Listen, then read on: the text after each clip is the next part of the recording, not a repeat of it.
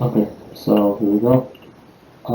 This will be my video where I basically go over everything I've accomplished. Well, not everything, because I can't remember everything I've accomplished since Sprint 4, but I'll try my best to go over everything I've done.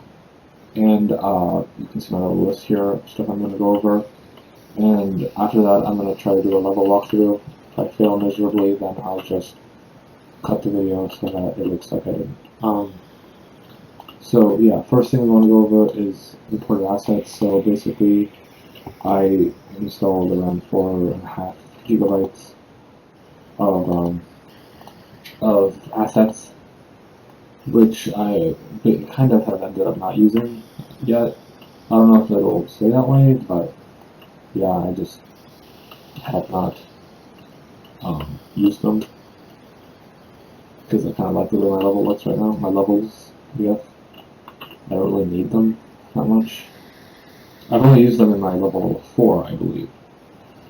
So yeah, I guess I have used it a lot in my level 4, but that's it really. So for continued levels, yeah. So I showed off this level last time. I don't think I had completed it yet. But I guess. Oh yeah, I'm pretty sure I had actually. But yeah, the only thing that's changed here is the music. I got rid of my music management system temporarily. I opened it back, and I have a level blueprint that runs the music from the beginning, just for convenience's sake. I just play the song. And so that's level 1. I'm pretty sure I showed you all my levels in class, but I will go over them again for the sake of the sprint. Part 2. Part 2 I showed you, but it was not part of my last sprint. Yeah, I'll play through this bit too, because all the levels are currently connected. I do plan on making this section longer. As of right now, it's just jumping around here, seeing this, and then falling down, hearing this, and then 10-second delay. After a 10-second delay, the trigger sends you to the next level. That's all it is right now, and I'm not satisfied with that. I do plan on having a bit more to it, even if it is just narrative stuff. This I did not show you last time at all. Well, I did show you in class, but I didn't show you in sprint. Yeah, this is an outline post-process. Makes the whole world an outline, basically. And yeah, you start here, jump around, you get this little audio trigger from this big ball that I made on Niagara. You have these fans, which I'll attach apply the image nodes to with box collisions and fall down here. I do plan on having little box collisions that do damage to you if you fall down this side, and I guess I should have some sort of indicator to the player that tells them don't go this way. So I'll do that. You go down here, you have enemy AIs which kind of incentivize the player from landing on these to get the balance. The flight director connected to them.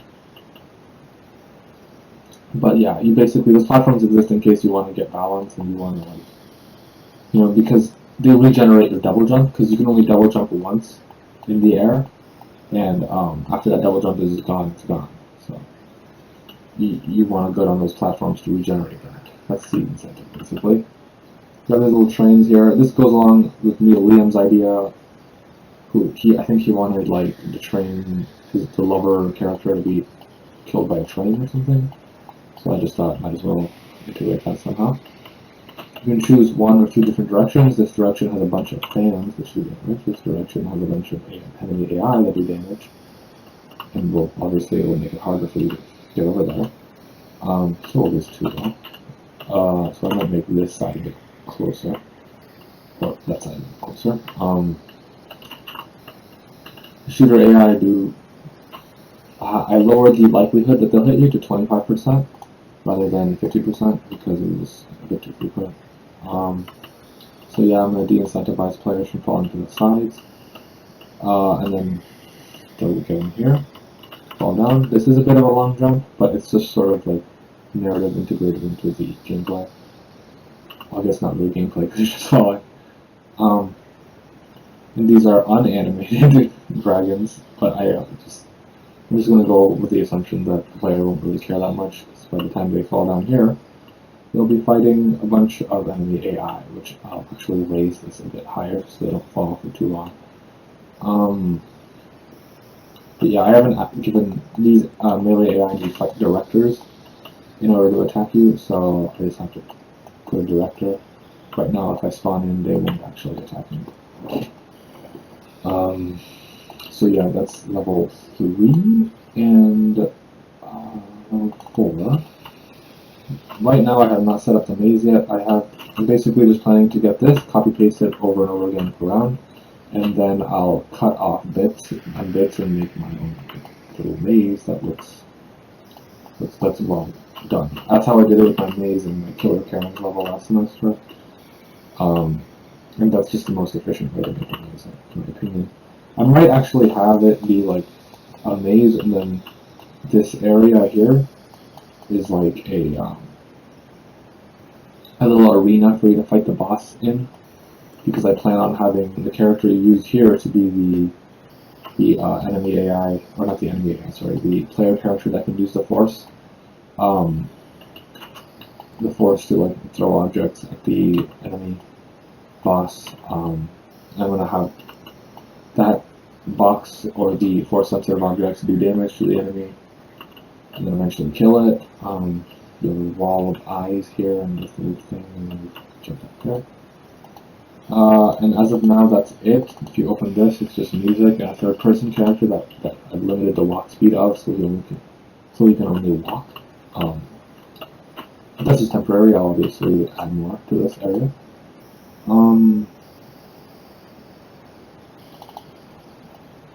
So yeah, that's the levels gone over. Let's talk about AI damage. And to do that, let's go into the test level. So basically, what this means is my AI do damage now. Well, the shooter did. The shooter and the boss did damage already before. This one and this one, but the turret and the melee AI did not.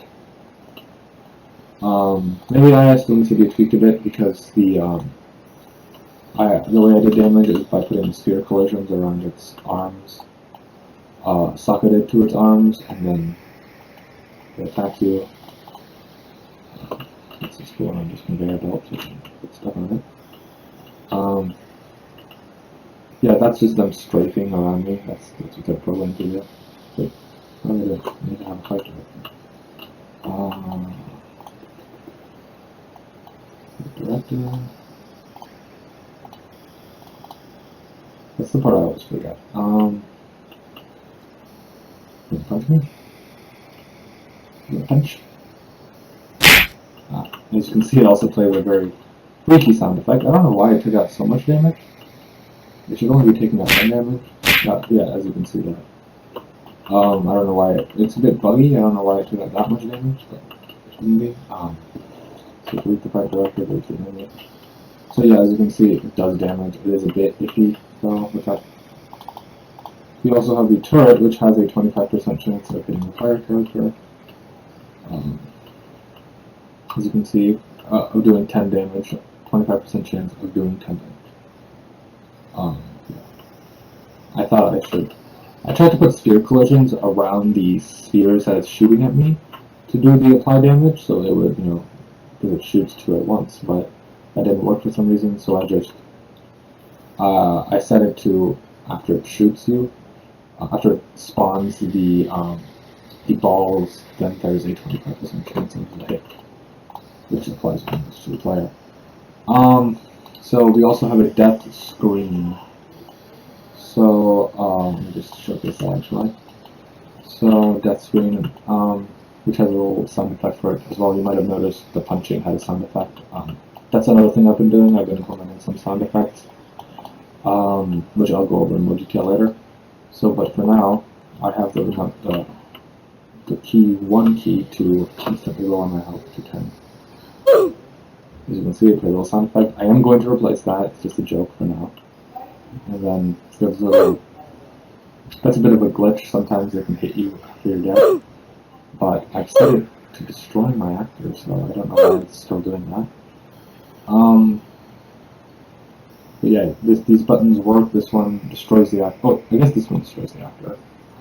And so now they can't hit me. And this basically will exit the game. That's a little quote. It's randomly selected from a string array of 3 quotes.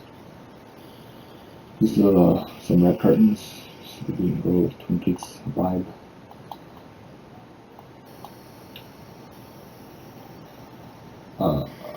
Oh yeah, this is, I think it's because the wrong health widget is assigned to one of my various third-person characters that I've created. One is for third-person perspective, one is for first-person perspective, and one is for being able to use the Force, because nobody wants to use the Force in my group, and for some reason the conditions are not working for me to force it to only attack Force-sensitive objects. So it's just a bit of an issue. So I just created a separate thing as a fix. Yeah.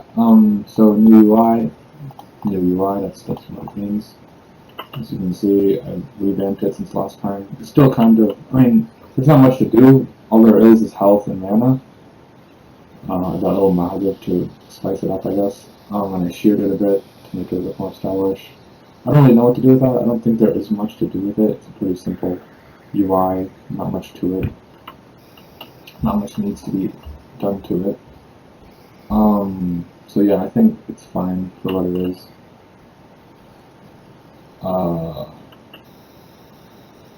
I tried to stylize it a bit, but everything I tried seems to make it a little worse. So yeah, that's just the new UI. And these are some sound effects. As I mentioned before, that I added some sound effects. Here's another one. Little jump pad effect. It's a bit comedic, so the teammates can change that if they want. I just put all these sound effects in as temporary, because they're pretty easy to replace with your own custom sound. The problem with the zipline is that it does not cut off right after you get here. I need to figure out a way to do that, and if I can't do that, then I just will probably just remove the sound. Because I don't know if you can tell, but there is a separate sound for getting on and sliding up the zipline. I might just keep the getting onto the zipline and get rid of it going down the zipline. And that sound effect is from Far Cry, in case you're curious.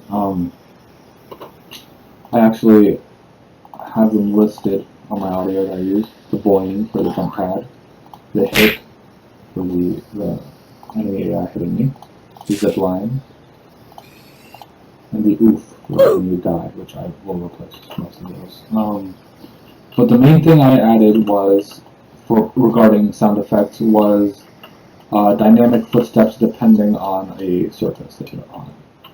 So these are just some 3 PNG JPEG files that I imported from the internet and created materials out of them. These only work for the third-person character because it's relevant to the blueprint, animation blueprint.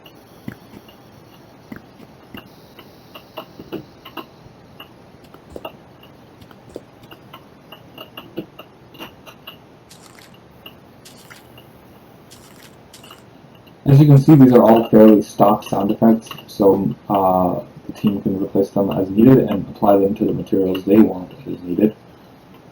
These are just the ones I found for free. Like this grass one is basically the one from Minecraft. So yeah, basically all there is to that is just, let's go into the material. You just assign a physical material to it, and in the animation blueprint, person and BP. This is the main event. One of the assets McKean brought in also has a third-person character that came with it, so it's kind of confusing. So yeah, you have 3 physical surfaces: grass, concrete, wood, and depending on that, it plays the sound. And these are all hooked up to the animations that you're playing them on. Like basically, my third-person character has a lot of different animations, so I haven't applied it to all of them. Like if I walk sideways on one of these surfaces, it will not do it because I have not put the notifies. Basically, the way you have to do it is, if I open up my blend space, directional movement blend space, I created a directional movement system for the 8 different directions, like walking backwards, running backwards, left straight, right straight, all that different stuff, so that like this looks realistic. Up right, backwards. Backwards is a bit clippy. Backwards right, backwards left. Or I guess this is dark. Backwards left, backwards right. So basically, you have to go into those individual animations and create footstep notifies like this on each individual animation, and you have to go to the footsteps, like find a footstep as a character, put the notify there, and then depending on that notify, it will tell the animation blueprint to basically play a sound. Like, as you can see, anim notify footstep, it line traces to the ground, it gets your surface type, which is based on the physical material that you've assigned to the material on the ground. It does all this, it plays a sound. That's just a simple overview of it. I have to explain it all to McKean as well because he was the one who requested that, I believe. So let's go over my various third-person characters. So this character, which is the base one that you've already seen, I disconnected the force because the force was being annoying to my teammates. And I created a separate character with the force. That's basically the only difference. Third person with force, third person without. I also have one in a third person perspective. So if I possess it, what is the possessor? It is. There you go. And I don't know how much you got because I'm going to cut this video a lot of what I said, but this is my third person character with the third person camera. The only reason this really exists is because I wanted to do some cool camera effects in third person, which you can't really do in first person. For example, the dolly zoom. And this is going to be in my ending level, which is going to be very cinematic comparison. You can also see all the flaws in my animations now that it's in third person. I don't know what that is. Everything else seems to work, it's just not this. I don't know what that is. That first one is very weird. But yeah, as you can see, I've slowed down the movement speed for this guy. What else? So, well, yeah, those are the new third-person characters. So let's go over the dolly zoom. Let's just get a space for it. Is this the dolly zoom going on? No, that's the post-process. Let's move that. Over that way, over yonder. Get style, visuals, on camera, dolly zoom, BP. Stand it up, it, and then play. And then when we enter this, you get a little dolly zoom in and out effect. So yeah, that's just the dolly zoom effect. Apparently it's from Hitchcock's Vertigo. I did not know that, I just did it because it seemed cool. But the guy who did the tutorial definitely mentioned it a million times. Stylized Fog in a painting. So those are just post-processing effects. So if I go to this post-process here, which I believe has infinite extent currently, yeah. So if I go in here and I do stylized, maybe I should just do fog. That's what I called it. I don't remember what I call things. Oh wait, it's right here. What the hell? M stylized fog. So I can just solve this. This just stylizes it. So I don't know if it was necessarily supposed to work like this. All I wanted was to make fog like Firewatch, like it gets red when you're far away, orange. I think it's because I don't have foliage, because it's all just like brushes and like normal geometry. It doesn't work as well, but with foliage and actual long distances, it would probably look a lot better, I think. I also didn't mention this last time, I believe, so I also have my painting affect the intensity. Oh, I guess this is the one I want. You can increase and decrease the intensity of that effect. Most people say it's just like a heat wave effect, so kind of didn't use it. I might put that in some places, like the weird level, my inverted color level, complement the inversion with this weirdness. But yeah. It kind of looks like everything's being torn away, so I feel like it kind of fits thematically. So let's get rid of that for now. So that's the Stylized Fog. Music, yeah, I kind of went over this in the levels I put in music in all the different levels.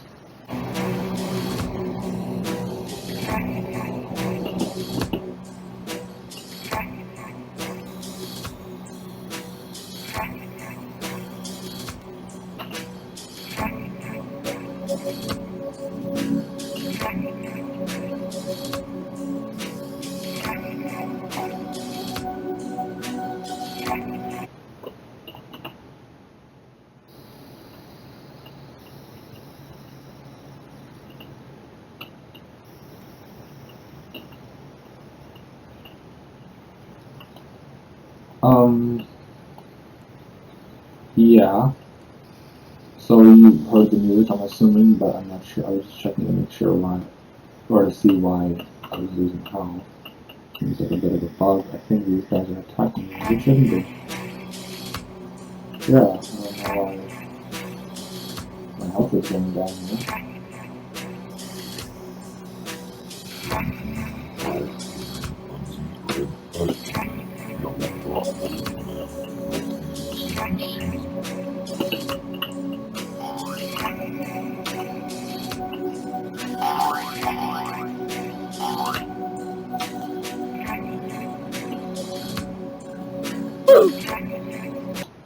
Yeah, they weren't attacking me, so I'm not sure why that's happening there.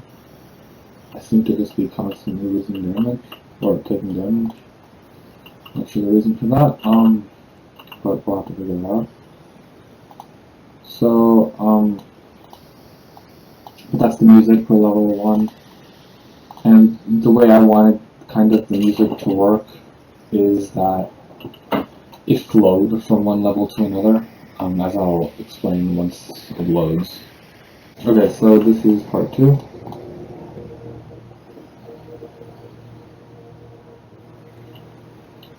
As you can probably hear, it's very ominous. Then you go here, don't say that.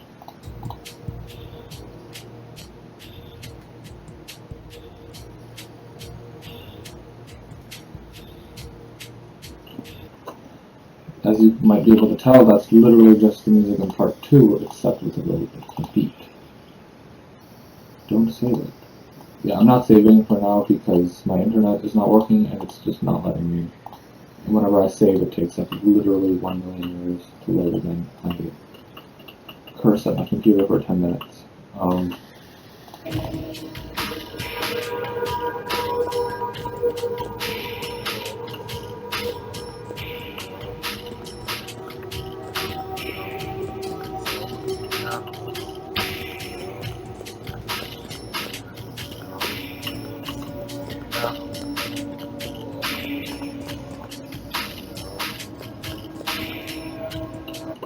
Okay, I do not know why it is playing my footstep sounds. Everything seems to have just glitched in time for this progress report. I'll have to check on all this stuff later. But yeah.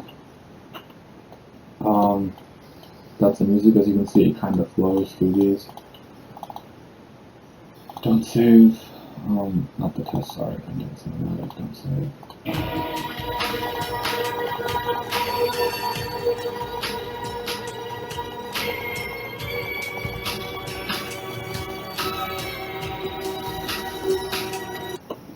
Yeah, that's the ending song thing.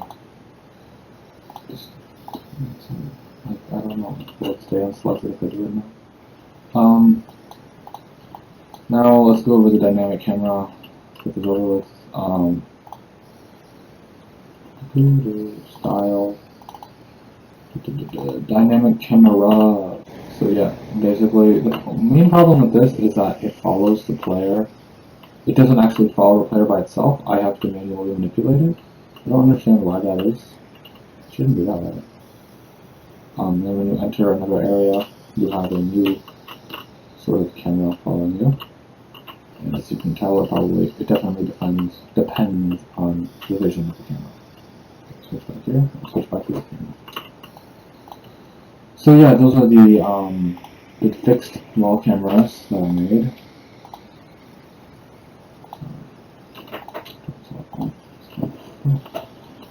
And I also created an unrail camera, which follows the player on a spline. Let's apply that here.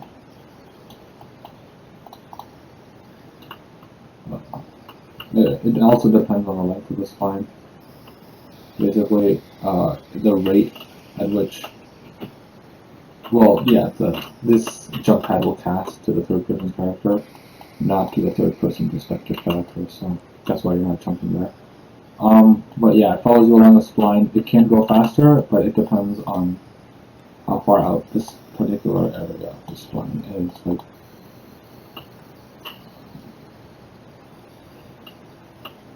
yeah, and I guess it kind of depends on how you walk as well.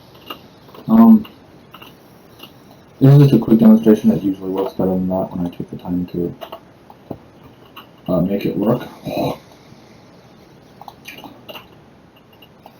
That's why it's getting a bit dry. Isaiah fish particles. So that's not much to mention. It's literally just my Isaiah asked for some fish skulls, so I just duplicated my existing Niagara particle system, this one, and put this and just replace the mesh. Yeah, you can change the curl noise and the various attributes within the Niagara system to make it look more like a fish school. If you want, I don't think it really matters. They seem to be, that's how fish school behave. Nobody really cares about that specific level. But yeah, I believe that's everything I wanted to go over since last time. Yeah.